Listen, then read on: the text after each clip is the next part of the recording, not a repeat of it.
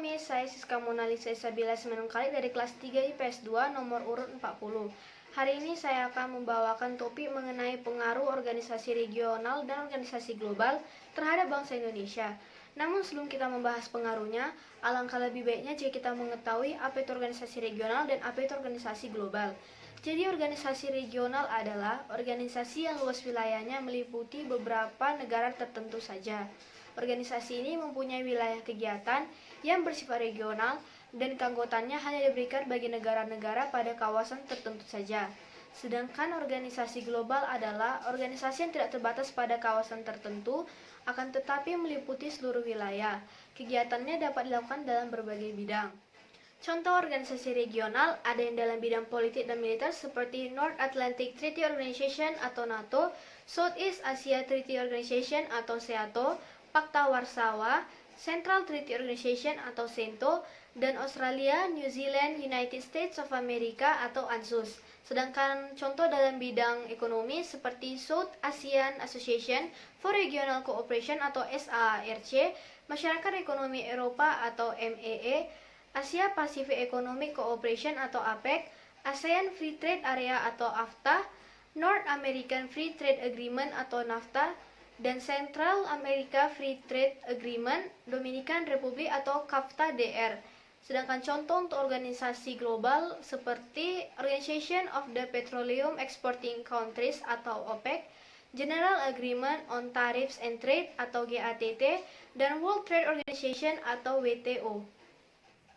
Saat ini kita akan masuk dalam pembahasan utama, yaitu tentang pengaruh organisasi regional dan organisasi global terhadap bangsa Indonesia. Pengaruh yang pertama yaitu mendorong dan mempercepat pertumbuhan ekonomi di Indonesia. Perdagangan bebas yang terjadi saat ini akan meningkatkan permintaan dan penawaran akan suatu produk atau barang, sehingga akan mendorong tumbuh dan berkembangnya industri-industri dalam negeri seperti industri batik, kerajinan tangan, tekstil, dan lain-lain. Yang kedua, meningkatkan pendapatan negara Indonesia. Perdagangan bebas yang terjadi saat ini sangat berpotensi untuk mendatangkan devisa yang merupakan salah satu sumber penerimaan negara. Hal ini bisa didapatkan dari kegiatan ekspor. Semakin besar kegiatan ekspor yang dilakukan suatu negara, maka akan semakin besar pula devisa yang akan diperoleh negara tersebut. Tentunya jika devisa yang diterima semakin besar, akan membantu dalam pertumbuhan dan pembangunan dalam negara tersebut. 3. Memperluas lapangan pekerjaan di Indonesia. Meningkatnya permintaan akan suatu produk atau barang dalam negeri memungkinkan suatu perusahaan untuk melakukan ekspansi, yang berarti dapat meningkatkan terciptanya lapangan pekerjaan di Indonesia. 4. Meningkatkan kualitas produk di Indonesia.